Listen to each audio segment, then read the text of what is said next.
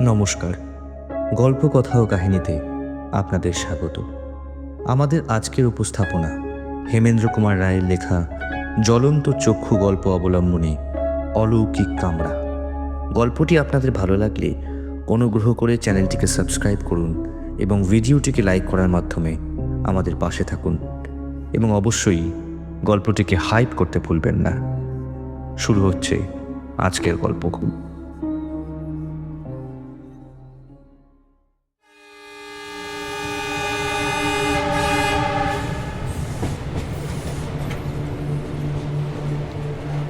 সেই রাউরকেল্লা থেকে আসছিলাম কলকাতায়। সেকেন্ড ক্লাস কামরায় আমি একলাই ছিলাম। অচেনা লোকের মুখ দেখতে হবে না বলে মনটা খুব খুশি হলো। ট্রেনে মানুষ আরো বিশেষভাবে স্বার্থপর হয়। জানলার ধারে বসে খানিকক্ষণ চাঁদের আলো দিয়ে ধোয়া নির্জন পৃথিবীটাকে দেখলাম। ছবিতে আঁকা পাহাড়, বন, মাঠ আর নদী। আরো দূরে চোখ চালালে মনে হয় যেন সেখানে গড়ে উঠেছে অজানা, অচেনা, অস্ফুট এক স্বপ্ন রাজ্য। নির্জনতার ভেতর দিয়ে ঊর্ধ্বশ্বাসে ছুটে ট্রেন গতি কমিয়ে প্রবেশ করল জনকোলাহল মুখর জামশেদপুর স্টেশনে। আর সেখানেই লুপ্ত হলো আমার একলা থাকার আনন্দ। হঠাৎ কামরার দরজা খুলে গেল সশব্দে। ভিতরে নিঃশব্দে এসে দাঁড়ালো এক বৃদ্ধ শিখের দীর্ঘ মূর্তি। তার সমস্তই মস্ত, লম্বা চওড়া প্রকাণ্ড দেহ, প্রকাণ্ড দাড়িগোঁফ, প্রকাণ্ড পাগড়ি। বয়স 60-এর ওপরে বোধ হয়, কিন্তু বলিষ্ঠ দেহ সিধে হয়ে রয়েছে সরল যষ্টির মতো। সুতীক্ষ্ণ দৃষ্টির ভেতর দিয়ে যেন বেরোচ্ছে আগুনের ফিনকি। আগন্তুক এদিককার একখানা আসন দখল করল। লক্ষ্য করলাম তার সঙ্গে মোটঘাট কিছুই নেই। সে বেশ দূরের যাত্রী নয় ভেবে মনে মনে কিঞ্চিত আশ্বস্ত হলাম। শিখ যাত্রী আমার দিকে তাকিয়ে রইল নীরবে, স্থির চোখে। ভালো লাগলো না তার দৃষ্টির তীব্রতা। জানলার দিকে মুখ ফিরিয়ে বসলাম। পাহাড় আর জঙ্গল, আলো আর অন্ধকার, নির্জনতা আর নিস্তব্ধতা। যদিও রেলগাড়ির শব্দ ভেঙে দিচ্ছিল স্তব্ধতাকে, কিন্তু এভাবে কতক্ষণ আর বাইরের দিকে তাকিয়ে থাকা যায়? কবিরা হয়তো সারা রাত জেগে বসে পাহাড়ে প্রান্তরে বনে জ্যোৎস্নার উৎসব দেখতে পারে, কিন্তু কবিতা লেখা দূরের কথা, নীল কাকে বলে তাই আমি জানি না। আবার ভেতর দিকে ঘুরে বসলাম। আবার দেখলাম সেই জাগ্রত জ্বলন্ত দৃষ্টি। অপরিচিত লোকটির আমার দিকে এমনভাবে তাকিয়ে থাকার অর্থ কি? এ হচ্ছে অভদ্রতা। কঠিন ভাষায় প্রতিবাদ করার ইচ্ছা ছিল, কিন্তু শিখের প্রকাণ্ড দেহের খাতিরে সেই ইচ্ছাটা দমন করতে বাধ্য হলাম। শক্তির বিরুদ্ধে বিরক্তি ব্যর্থ। ও দৃষ্টিকে ফাঁকি দেবার সবচেয়ে নিরাপদ উপায় হচ্ছে বিছানায় লম্ববান হয়ে দুই চোখ বুজে ঘুমিয়ে পড়া। তারপরও লোকটা যদি আমার পানে চেয়ে সারা রাত কাটাতে চায়, আমার তাতে আপত্তি নেই একটু। পাতলাম বিছানা, পড়লাম শুয়ে, বুঝে ফেললাম দুই চোখ। এবার তার কথা শুনলাম, কিন্তু গলাটা যেন এক যুবকের, বৃদ্ধের নয়। বাবুজি क्या ऐसे ही सो जाएंगे? আমি চোখ না খুলেই বললাম, জ্বালালে দেখছি, হ্যাঁ ঘুমাবো। मत सोइए। ভাবলাম, আচ্ছা মন্দ আবদার তো। আমি জেগে বসে থাকি আর উনি আমাকে দৃষ্টিবান দিয়ে ক্রমাগত বিদ্ধ করতে থাকুন সারা রাত ধরে। ঘুমাবো বই কি, আলবাত ঘুমাবো। बाबूजी मत सोना। কেন ঘুমাবো না? इस कमरे में घुमोले আপনার খতরা হবে। খতরা? বিপদ? কি বিপদ? হ্যাঁ বাবুজি। ওটা বলে কি? এতক্ষণ পর চোখ খুললাম, কারণ এর পরেও চোখ না খোলা হচ্ছে ডাহা বোকামি। এতক্ষণে দেখলাম ওদিককার আসনের উপর থেকে অদৃশ্য হয়েছে সেই বৃদ্ধ শিখের মূর্তি। কামরার মাঝখানে দাঁড়িয়ে আছে এক যুবক। চেহারা দেখে বোঝা যায় সেও শিখ। সবিস্ময়ে উঠে বসলাম। বৃদ্ধ শিখই বা কোথায় গেল? আর এই যুবকই বা এখানে চলে এলো কেমন করে? ইতিমধ্যে ট্রেন তো কোথাও থামেনি। কি ব্যাপার? রীতিমতো হতভম্ব হয়ে গেলাম। ব্যাপারটা হচ্ছে, হতভম্ব ভাবটা লক্ষ্য না করে যুবক যেন নিজের মনেই বলল, हाँ, खास करके ये कमरा में थोड़ा ज्यादा खतरा है। ফ্যাল ফ্যাল করে তার দিকে তাকিয়ে জিজ্ঞাসা করলাম, কেন? अजीत सिंह इसी जगह पे घूमने आते हैं। কি অজিত সিং? हमारा ससुर। অজিত সিংয়ের পরিচয়টা স্পষ্ট হলো না। বললাম, আপনার শ্বশুর এখানে আসেন বলেই কি এই কামরাটা বিপজ্জনক? हाँ, वही तो है खूनी।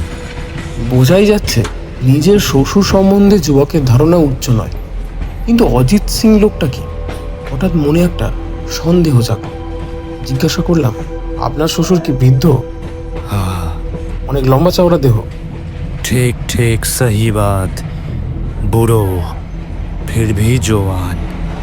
पर आप उसको देख पाए? যুবকের চোখে মুখে ও স্বরে উত্তেজনা। বললাম, কাকে আমি দেখেছি জানি না, তবে জামশেদপুর থেকে এক বৃদ্ধ শিখ এই কামরায় উঠেছিল বটে। কখন যে নেমে গিয়েছে তা বলতে পারবো না। বোধহয় আমি তখন ঘুমিয়ে পড়েছিলাম। যুবক ব্যস্তভাবে কামরার এদিক থেকে ওদিক পর্যন্ত গিয়ে আবার ফিরে আমার কাছে এসে দাঁড়ালো। तो वो आया था। हाय रब, उसको पकड़ नहीं पाया। साला डर के भाग गया हरामजादा।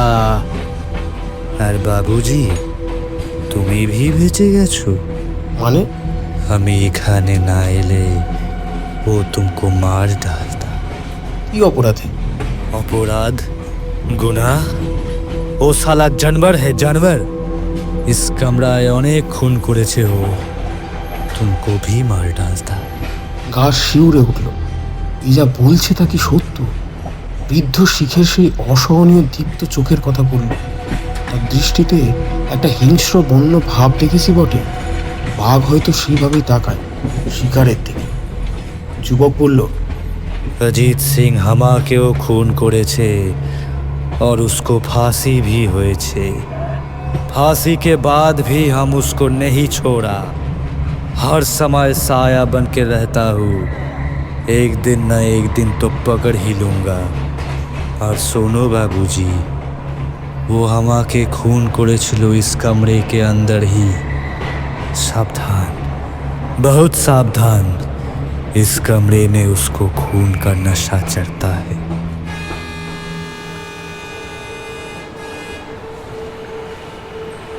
ট্রেন একটা স্টেশনে এসে দাঁড়িয়েছে। যুবক হঠাৎ কামরার দরজা খুলে বাইরে বেরিয়ে গেল।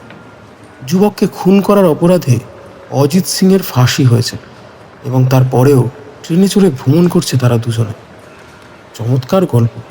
কোনো গাঁজাখুরি উপন্যাসের লেখকও এমন উদ্ভট কল্পনা মাথায় আনতে পারেনি।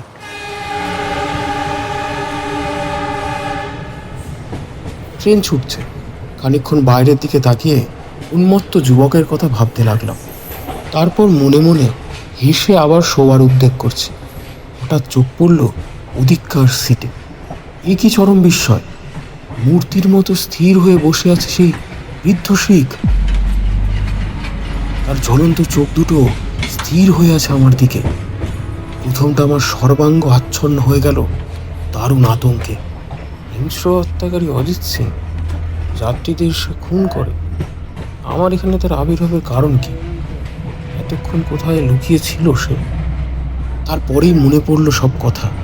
আমি হো হো করে হাসতে লাগলাম। মোটা ভুরু কুচকিয়ে বৃদ্ধ বিরক্ত স্বরে বলল, क्यों हंस रहे हो?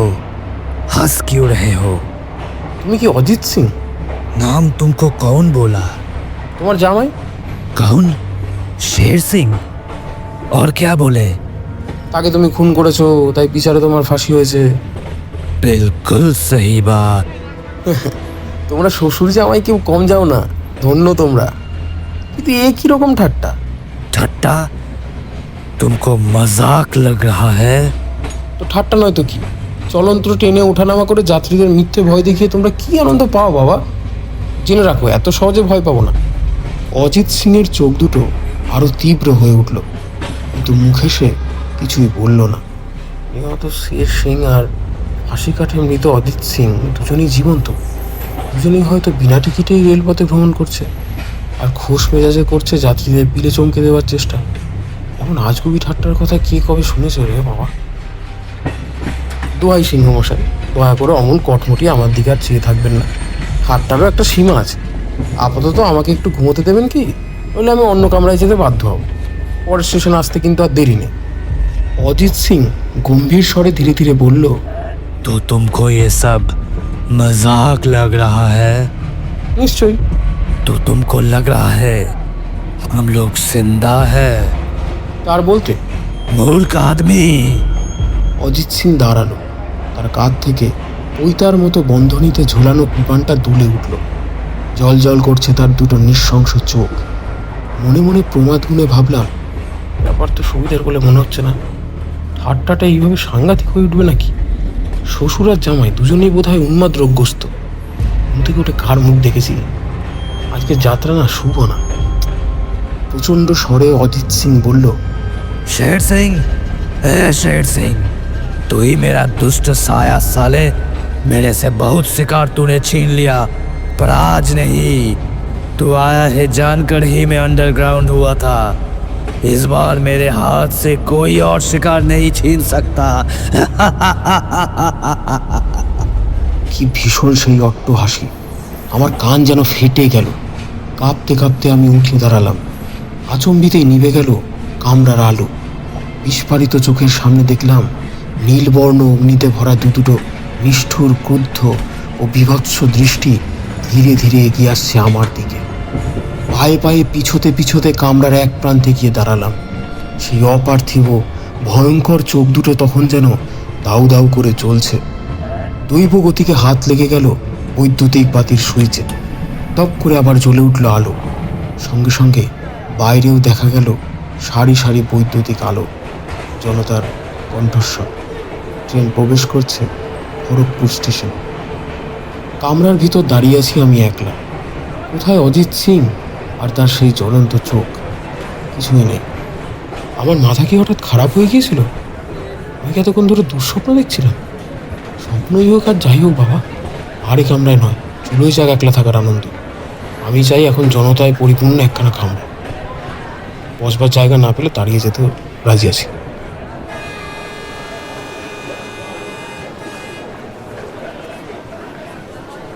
তাড়াতাড়ি প্ল্যাটফর্মে নেমে পড়ে চিৎকার করলাম, কুলি, ও কুলি!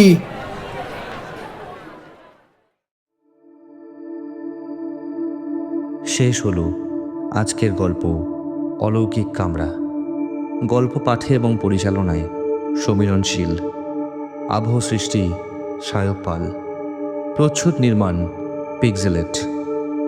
শের সিং ও অজিত সিংয়ের ভূমিকায় এবং গল্পের সূত্রধর আমি সোহম ঘোষ। গল্পটি আপনাদের ভালো লাগলে অনুগ্রহ করে চ্যানেলটিকে সাবস্ক্রাইব করুন এবং ভিডিওটিকে লাইক করার মাধ্যমে আমাদের পাশে থাকুন। আবার ফিরে আসব আগামী সপ্তাহে নতুন কোনো গল্প নিয়ে। ততদিন শুনতে থাকুন গল্প, কথা ও কাহিনী।